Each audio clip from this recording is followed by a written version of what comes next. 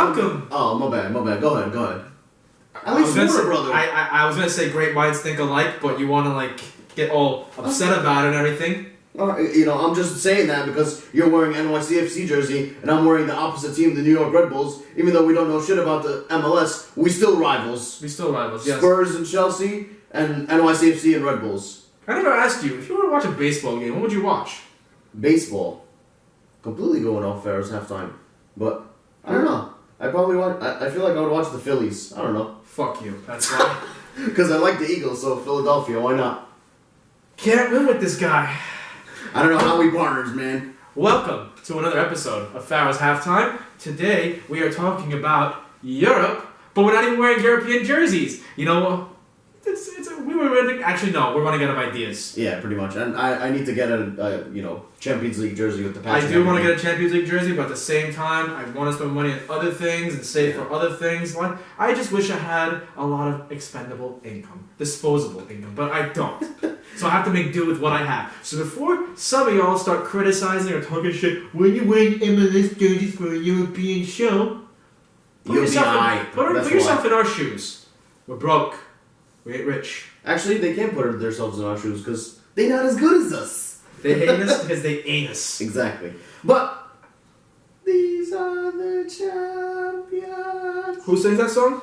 Let's keep it that way. That's my joke, so that you can't be used against me because I read that from a mile away. Alright, you're behind, bro. You're behind. So today we're talking Champions League. We've mentioned it 40 times. So far, the Champions League has been nothing short of exhilarating. For some of us, our teams are back in where they belong, so it's fun to watch it again. For other people, they're trying to crawl that way back up after humiliating defeats so they can at least make it to the round of 16. What's your take? Thanks, bro. That was not a little jab on my side real quick. We always jab each other. Yeah. But what is your take on the Champions League so far? How have you enjoyed it? Obviously, I didn't enjoy it in the beginning because my team Spurs got rocked 7-2, but that's a different story for a different day. But now, since we've gotten, two good wins in a row, we're back to second place, and I'm sure we'll make it out of our group and into the round of 16. But as a whole, I think it's been awesome. It's been awesome because some little teams, or not crazy teams. The teams, not the big clubs. Exactly. Clubs that aren't big, or the clubs that are smaller in stature, or clubs that just don't have money in general. They're fighting for their lives. Like, I want to mention a team that I think is going to go far in the Champions League this year that nobody's really talking about, but they're actually kind of killing it, and that's RB Leipzig. And what a coincidence, since I'm wearing a Red Bull jersey. Well, they are owned by the Red Bull Group. Exactly. So, I want to talk about RB Leipzig for a second, because I think Timo Werner is very underrated. I think Marcel Sabitzer, with his fantastic goal a few weeks ago, I don't know if you guys saw that volley, but you guys should check it out. Who else they got? They got Forsberg, they got Poulsen, they got some underrated players, man, and an underrated manager, and I think they could go far. I don't think they can win it, but according to this nice table that Google has provided us, they're sitting at the top of their group. This table is as of 11/9/2019. They're sitting atop of Group G with 9 points in a group with, it's kind of like a group of life with Lyon in second, Zenit in third, and Benfica in fourth. But it's still kind of tight. But I still think they're doing great. So I want to point out a team that is big, that was supposed to go far, that was expected to go far in the Champions League. Mm-hmm. My Antonio Conte's Inter. But that's a group of death, though. That is a group of death, but for the players they have, they shouldn't be struggling on the magnitude they are. It got so bad to the point where Conte came out in a press conference after losing to Dortmund. This past week. When they were winning 2-0, mind you. Exactly. They've been just dropping the ball too much. Mm-hmm. He came out coming at the club, coming at the directors, saying that they should have planned everything better. They didn't get the players he wanted, which comes to bring a couple of questions. Is Conte just a good league manager and not a good European manager, or is he a good international/league manager? Just can't get the job done. Because we've seen this before from Antonio Conte. Yeah. On Juve, he couldn't get the job done in Europe. Yeah. On Chelsea, he barely got he couldn't even get through. I guess you could say we got unfair in the round of 16. Luck wasn't on our side. You guys versus Barca, of course. Yeah, and Trashayoko screwed everything up for us. But Is Antonio Conte just not good tactically in Europe, or is he really just had an unfortunate string of bad luck when it comes to clubs supporting him? So I think his current job at Inter, he's doing phenomenal. Why? Because he's keeping toe-to-toe with Juve, and they could take, Serie A, the Scudetto this year. But I think he's had some bad luck with the draw and the bad luck with some of the results. And they're still in it. They're sitting in third with 4 points, and Dortmund above them in second but with 7 points. But I still think that Inter are going to make it out of this group, even though he might not go far. At the expense of who, though? What do you mean? It's got to be two of them that are going to make it out of this At group. the expense of Dortmund. You think it's going to be at the expense Yeah, of Dortmund? 100%. Because, I feel like Dortmund is that club that, once they made it to Don't the forget final... they struggled against Slava Pravia. That's true. But I still think Inter has the quality to at least get out of the group and at least make it to the quarterfinals. But I don't see Antonio Conte, winning the treble like Inter did in 2010. Especially not in his first year. Maybe in 2-3 years when he gets the players that he wants and, doesn't come at the club like that. Maybe. But I think as of now, he's taken over this club and just made a flip. Make a flip, as we would say in our accent. He just flipped it 180 completely. Yeah, which I think he's getting the best out of Lukaku. He's back to his goal-scoring ways. I think he's getting the best out of a very underrated player, Martinez. Yeah, he's Martinez. insane, and he's still very young. And he just has a nice system and unit that he plays out from the back, and they play good football, and they're tough and physical. I think they're going to be fine. All right. I think they're going to be fine. And I think he's a brilliant manager. He is a brilliant manager. He's also a dashing man. Let's talk about Group H, which is another group of death of young talents. That's true. Chelsea and Ajax going toe-to-toe. That 4-4 draw. You guys got lucky, man. We didn't get lucky. We had a comeback. We got 2 red unlucky. cards? We got unlucky from that stupid VAR that took away Azpilicueta's goal. That was the dumbest shit. And then they gave us 4 minutes after stoppage time. Get out of here. I think you guys got very lucky because I think the referee harshly booked Veltman to give him that second red card. No, it was justified. The first one was fine because it was kind of a handball by Daley Blind. I think that was the play, right? Yeah. That was fine. But in the same consecutive time frame, 2 red cards right after each other, that's very harsh to me. And especially since before all that, Ajax were rocking you guys. We were getting rocked. And that Group H is very interesting because Ajax, Chelsea, and Valencia all have 7 points. Yeah. Lille, with Lille's only 2 not gonna games make it, left. Yeah. Lille's a weak team. They don't have much on that Yeah, team. they only have that young, I think, Nigerian striker. I don't even know how. Yeah. Omahen or something. Yeah, Omahen, yeah. He's nice. He's gonna leave for a PSG or a Marseille or a team in Spain next year. I could see him going to Atletico Madrid to help with their striker woes. Yeah, but I think Ajax and Chelsea will get out of that. Yeah, it's an Ajax Chelsea group. Let's go. We're jumping all over the place here with the groups, but that's how we are. We're unorthodox. We don't go in order. Group E: Liverpool, Napoli, Red Bull Salzburg, and Genk. And props to Red Bull Salzburg. They're in a very difficult group. Yeah. And they still have Haaland, who's top of the goal scoring charts in the Champions League this year. Yeah. This kid is going to be something nice, and I hope that the media doesn't get to him because we've seen it with many young stars before that they're just hype, and then you never hear their name again. Exactly. But I think I've seen a couple of games with him. He's big, he's powerful, he knows how to finish.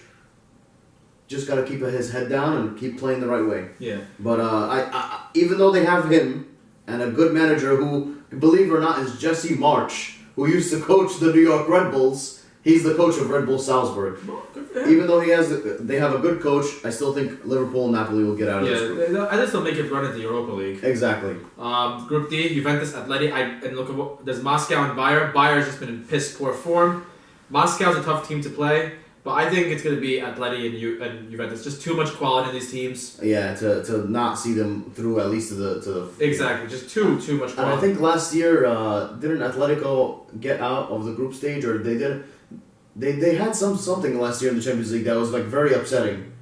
I don't know. 2 years. No, it was last year against Juventus. Oh yes. When they were winning 2-0 in the I think it was the quarterfinals in Wanda Metropolitano, and they went back to Juventus and Ronaldo scored the hat trick. Exactly. That's what it was. Yeah. So I think they'll be fine. I think they'll be I fine. mean, with Group C, Man City gets an Yeah. easy group. Fuck them.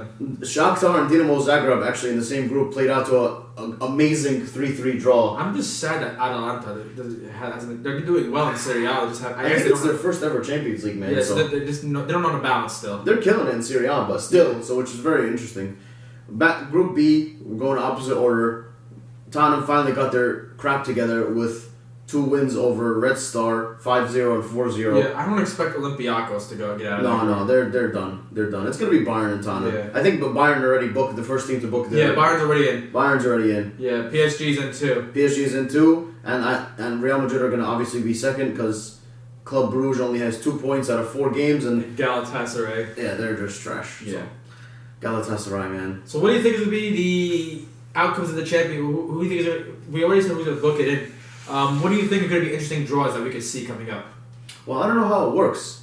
Is it just like, you know, the They Group can't be A winner, they can't be from the same country. but it's a draw. It's not like Group A's runner-up versus like Group B's winner. I don't think so. No, I think it's a draw. It's a draw, but always it been a just draw. you just 2 countries from the same team can't play each other. At least for the round of 16. Yeah, After that, you're fine. Yeah, for the round of 16 at least.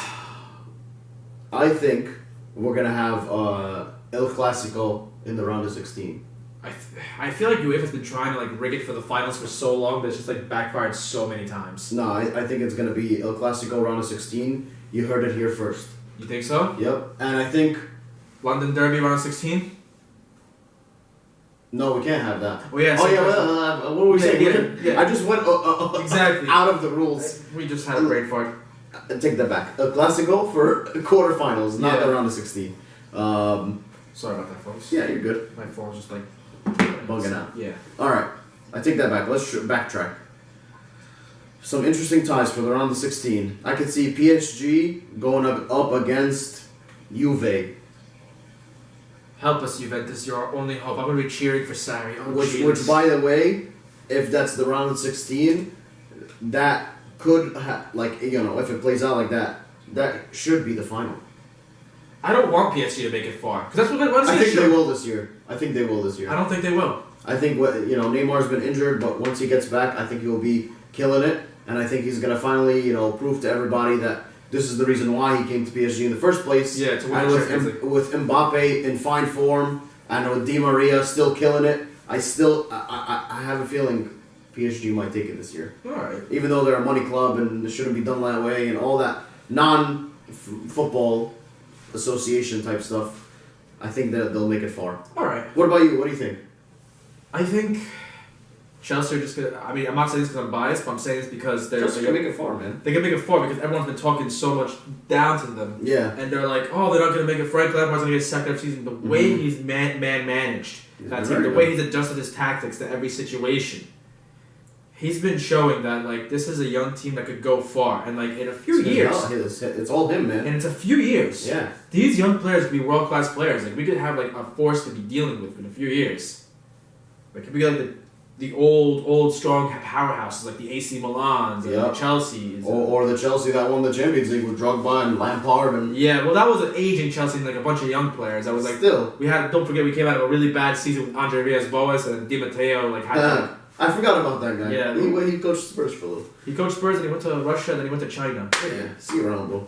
But Chelsea, I think could go far, but I don't think they'll win it. No, we're not gonna win it. I know Yeah. we're not gonna win, but we could go far. If we make it to semis, Yeah. I'm happy. Yeah. Mission accomplished. Like I'm proud of them. Like Chelsea versus Barca in the semis, and you guys steal the show at the Camp Nou again that. with your boy Tammy Abraham. No, it wouldn't be Tammy scoring the goal. It'd be Mishi. Nah, it would be Pedro coming back to haunt Barca. He might be leaving in January. Oh, really? He might go to Atleti actually. Really? That's an interesting move. Because like apparently Pedro's personal life has gone down the shitter. Excuse me. The dude cheated on his wife. Did he? He cheated on his wife. His wife fucked off to Spain with the kids. He's miserable as hell in London right now, and he wants to go back to Spain to win her over, and he's not playing. So it's like a combination of things. Well, unfortunately, Pedro's life is at a end point or downhill, and so is this episode of Farrah's Halftime. Because we, What ladies a and dark. gentlemen- Wait, hold on. What a dark note to end it on. Shit. I was trying to segue into the end, man. We're almost at 15 minutes. Oh yeah. Anyway, folks, stay tuned for the next Good episode. luck to you, Pedro. I meant nothing by that. Our next episode will be an unconventional. It'll be our first edition of Into the Tomb. Into the Tomb. Where we talk about historical events in football. The reason why we called it Into the Tomb because, Pharaohs halftime, tomb, treasures. Get it? Read a history book, watch some National Geographic, get off the couch, go read a book, go to the library. Peace. Peace.